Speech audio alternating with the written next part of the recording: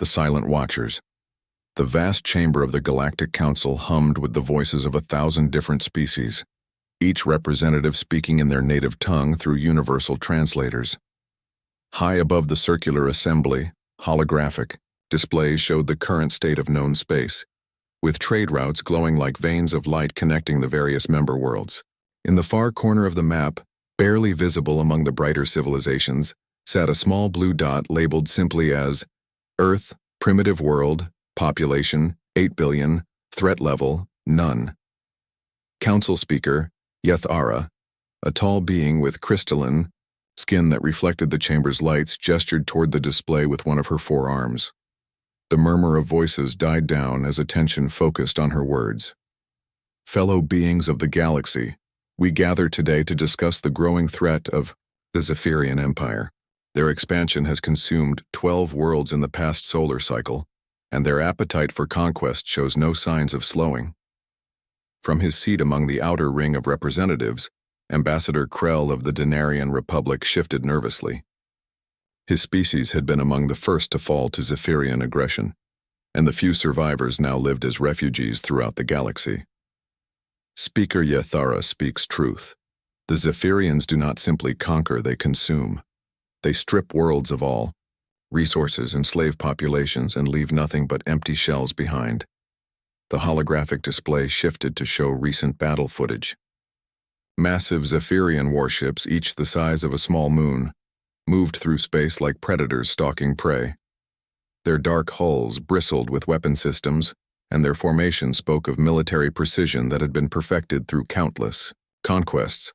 The footage showed them attacking a peaceful mining colony, the brief battle ending with the complete annihilation of the defending forces. Their technology surpasses most of our member worlds, continued Yethara, her voice heavy with concern.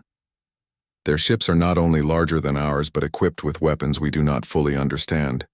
They move through space at speeds that should be impossible, and their shields can withstand attacks that would destroy our strongest vessels. A murmur of fear rippled through the assembly. Many of the smaller civilizations knew they would stand no chance against such overwhelming force. Even the more advanced species looked troubled, calculating whether their own defenses would hold against a determined Zephyrian assault.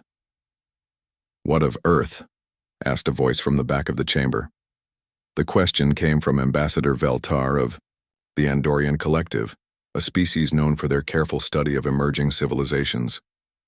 They are in the direct path of Zephyrian expansion, yet they remain unaware of the threat approaching their system. Yethara's expression showed something that might have been pity. Earth remains primitive.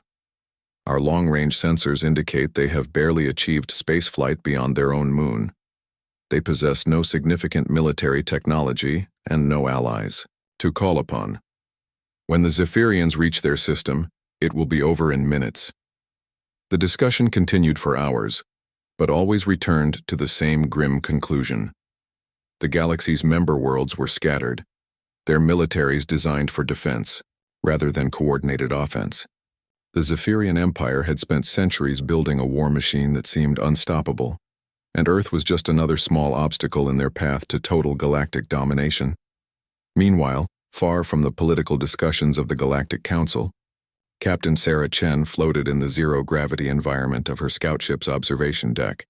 The small vessel, barely large enough for its crew of 6, hung motionless in the shadow of a massive asteroid field on the edge of the Sol system. Through the reinforced viewing port, she could see the distant glow of her home star, though Earth itself was too far away to be visible. "Captain, we're picking up something strange on the long-range sensors," called her communications officer, Lieutenant Rodriguez, from the bridge. His voice carried a note of concern that made Sarah push off from the viewing port and float quickly toward the command center. The bridge of the scout ship was cramped but efficient, every surface covered with displays and control systems. Sarah strapped herself into the captain's chair and studied the sensor readings that Rodriguez had pulled up on the main screen. What she saw made her blood run cold. "How many ships?" she asked, though she could see the numbers clearly displayed. "Initial count shows over 300 vessels, Captain. All of them massive, all of them heading directly for Earth." Rodriguez's fingers danced over his console, trying to extract more information from their limited sensors. The signature is unlike anything in our databases, but the formation and approach vector suggest hostile intent. Sarah had been in space long enough to recognize a full-scale invasion fleet when she saw one. These were not exploration vessels or trade ships. They moved with the kind of military precision that spoke of conquest and destruction. Time to Earth intercept? At their current speed, approximately 72 hours, Captain. The weight of that number settled over the bridge like a physical presence. 72 hours before Earth faced an enemy it didn't even know existed. Sarah's mind raced through the possibilities, but every scenario ended the same way, without warning. Without preparation, Earth would fall. Rodriguez, get me Admiral Torres on the secure channel. Priority Alpha clearance. Sarah's voice was steady despite the magnitude of what she was asking. The secure channel she referenced was known to only a handful of people in the Earth Defense Force, and using it would reveal secrets that had been kept hidden for decades. As Rodriguez worked to establish the connection, Sarah found herself thinking about the years she had spent in space, officially charting asteroid fields and surveying distant moons for potential mining operations. What the official records didn't show was her real mission to watch for exactly this kind of threat, and to serve as an early warning system for Earth's hidden defenses.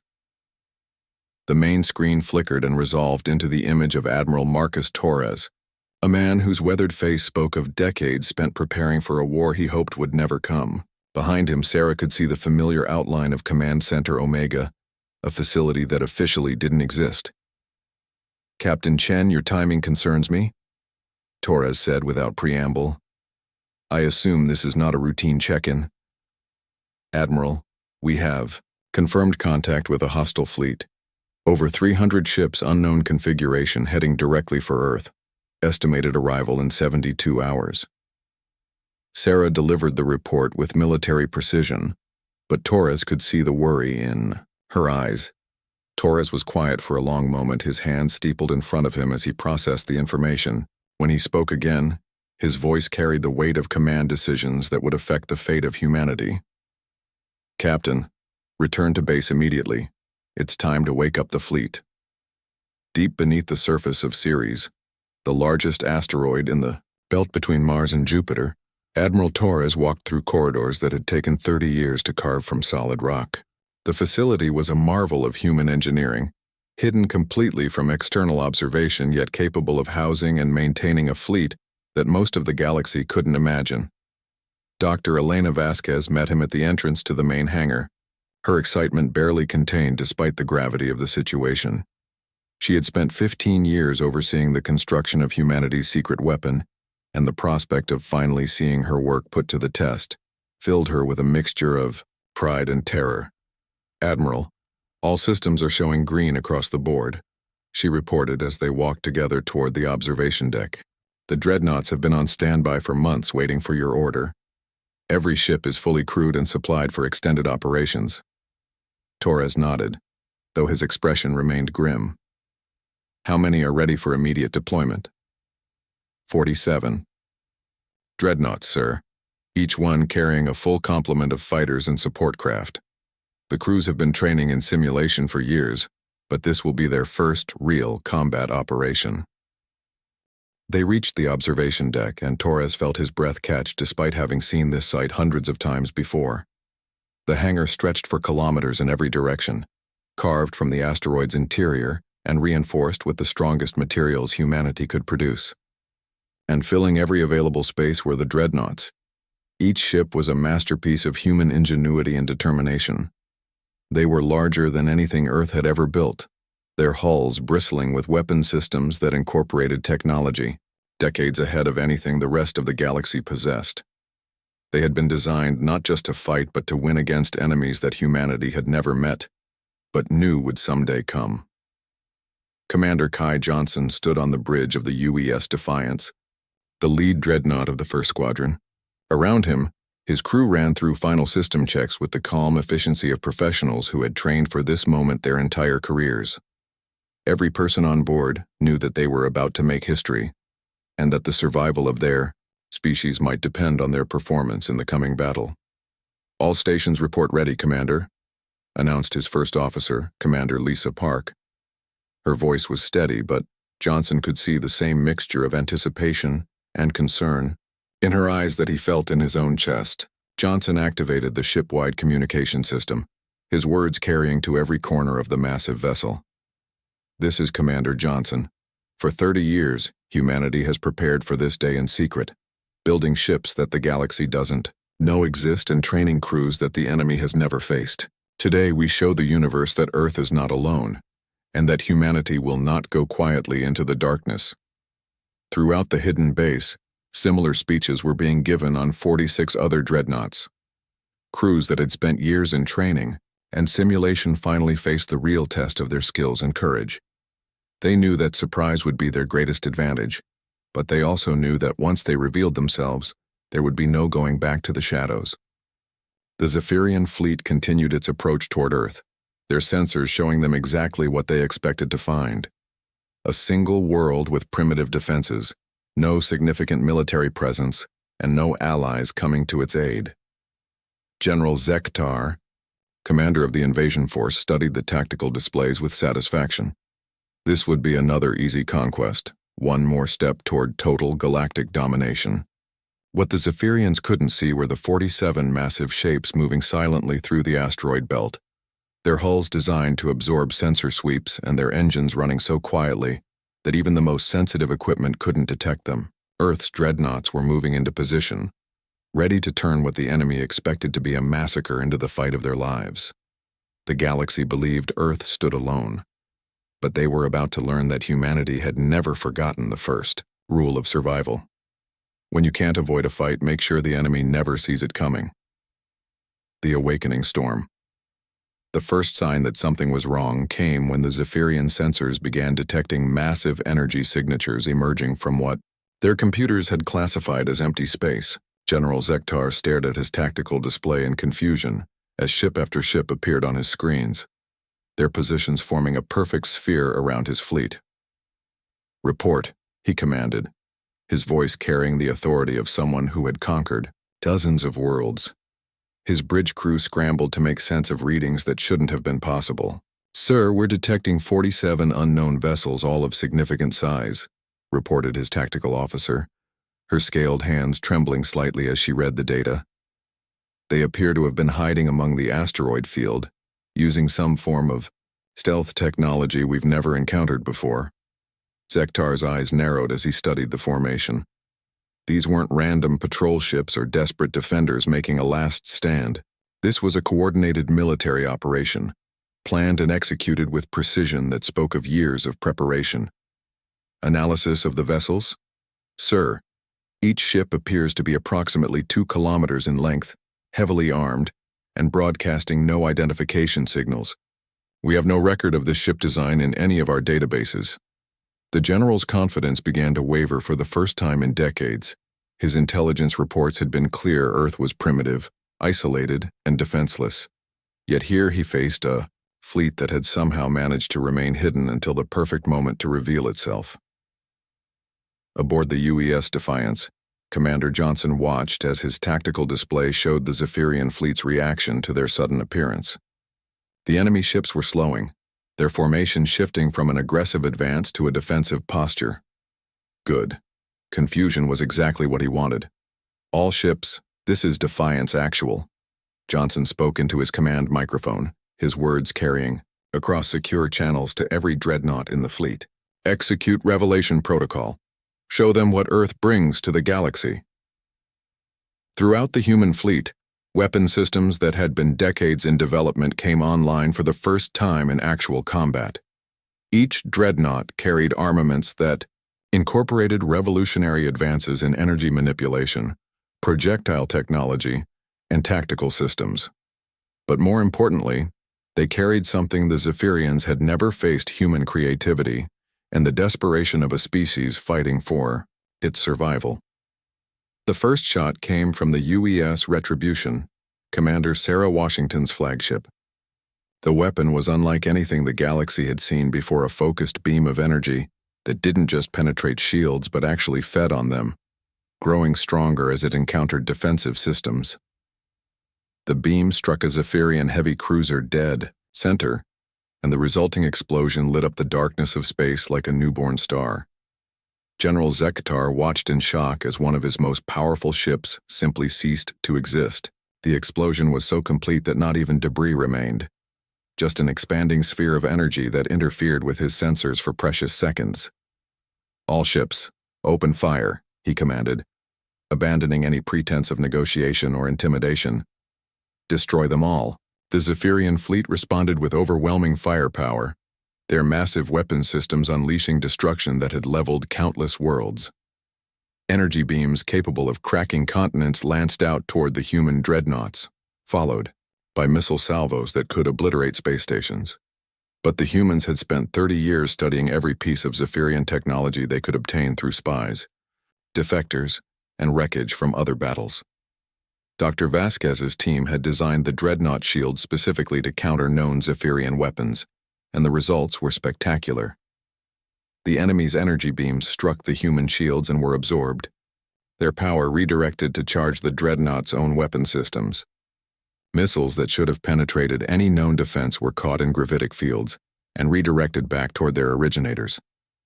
What should have been the destruction of Earth's fleet instead became a demonstration of human ingenuity that left the Zephyrians reeling.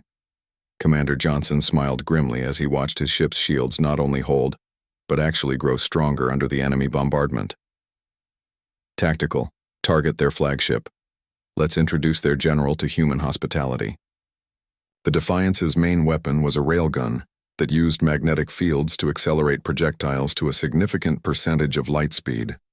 But unlike traditional kinetic weapons, these projectiles were equipped with their own guidance systems and explosive payloads designed to adapt to whatever they encountered. The slug that left the Defiance's main gun was barely the size of a person, but it carried enough destructive power to level a mountain.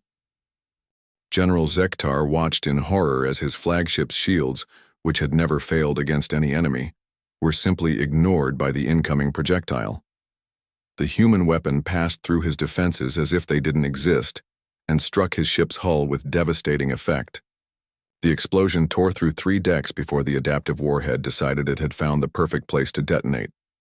The command section of the Zephyrian flagship erupted in a ball of fire, taking with it decades of tactical data and the general's absolute confidence in his fleet's superiority. Emergency systems kicked in as his surviving bridge crew fought to maintain control of their crippled vessel. "Sir, we're receiving surrender requests from 12 enemy vessels," reported Commander Park from her position at the communications station. "Several more are attempting to retreat beyond the system's edge." Johnson nodded, but his expression remained focused. "Denied. They came here to commit genocide. Let them explain that to whatever remains of their empire." The battle that followed would be studied in military academies across the galaxy for generations to come. Earth's dreadnoughts didn't just fight, they hunted. Using tactics that combined human unpredictability with superior technology, they turned space around Earth into a killing field that the Zephyrians couldn't escape. Commander Lisa Chen, leading the 3rd Squadron aboard the UES Vengeance, demonstrated the human talent for improvisation when her ship's main gun malfunctioned during combat. Instead of withdrawing for repairs, she ordered her crew to overload the ship's shield generators and ram the largest Zephyrian battleship at full speed. The collision should have destroyed both vessels, but Chen had calculated the precise angle, and timing needed to channel her ship's shield energy into a focused burst at the moment of impact. The result was spectacular. The enemy battleship cracked in half while the Vengeance emerged damaged but intact, her crew cheering as they watched their opponent's death throes. Dr. Vasquez monitored the battle from Command Center Omega, her eyes fixed on displays that showed not just the tactical situation, but the performance of every system she had helped design. Each successful weapon strike, every shield that held against impossible odds validated years of theoretical work and desperate preparation. "Admiral, we're receiving communication requests from across the galaxy," reported her communications officer. "The Galactic Council, the Andorian Collective, the Centauri Federation. Everyone wants to know what's happening in the Sol system." Admiral Torres smiled for the first time in days. "Tell them they're watching the birth of a new galactic power." and that Earth would be happy to discuss mutual defense treaties at their earliest convenience. The end came not with a grand explosion, but with a quiet surrender. General Zektar, his flagship crippled and most of his fleet destroyed or disabled, transmitted an unconditional surrender to the human fleet. The mighty Zephyrian Empire, which had seemed unstoppable just hours before, had been broken by a species they had dismissed as primitive and harmless. Commander Johnson accepted the surrender, with the same professionalism he had shown throughout the battle, but privately he felt a deep satisfaction. Earth had not only survived its first contact with a hostile galactic power, but had emerged victorious through careful preparation, superior technology, and the kind of desperate courage that only came from fighting for one's home. In the weeks that followed as news of the battle spread throughout the galaxy, Earth found itself suddenly at the center of galactic politics. The Galactic Council, which had dismissed humanity as irrelevant, now sent urgent diplomatic missions requesting meetings with Earth's leaders. Species that had lived in fear of Zephyrian expansion sent messages of gratitude and offers of alliance. The Andorian Collective was among the first to establish formal diplomatic relations, their ambassador arriving with a fleet of ships carrying advanced technology and cultural gifts. "We have watched your species for many years," Ambassador Veltar told Admiral Torres during their first meeting. "We knew you had potential, but we never imagined you had hidden such strength and determination." Torres smiled as he looked out at the growing collection of ships from dozens of different worlds, all anchored near Earth space stations in a display of friendship that would have been impossible just months before. "We learned early that the galaxy can be a dangerous place. We just made sure we were ready when that danger finally found us." The captured Zephyrian technology provided Earth with insights into galactic science that advanced human understanding by centuries. But more importantly, the victory had shown the galaxy that humanity was not a species to be ignored or underestimated. Earth's dreadnoughts, no longer hidden, began patrolling trade routes and protecting smaller worlds from the remaining Zephyrian forces. Captain Sarah Chen, promoted to admiral after her crucial early warning, stood on the bridge of the newly commissioned UES Guardian as it escorted a convoy of refugee ships to safety. These were survivors from worlds that the Zephyrians had conquered, finally free to return home or find new places to build their lives. "Admiral, we're receiving a message from the lead refugee ship," reported her communications officer. "They want to thank us for making this journey possible." Chen nodded, but her attention was focused on the scanner displays showing the vast network of ships now moving freely through space under Earth's protection. The galaxy had believed Earth stood alone, but they had been wrong in the most fundamental way possible. Humanity had never been alone, they had simply been preparing. And now, as the newest and perhaps most unexpected member of the galactic community, Earth stood ready to ensure that no world would ever have to face the darkness alone again. The age of human isolation was over. The age of Earth as a galactic protector had begun.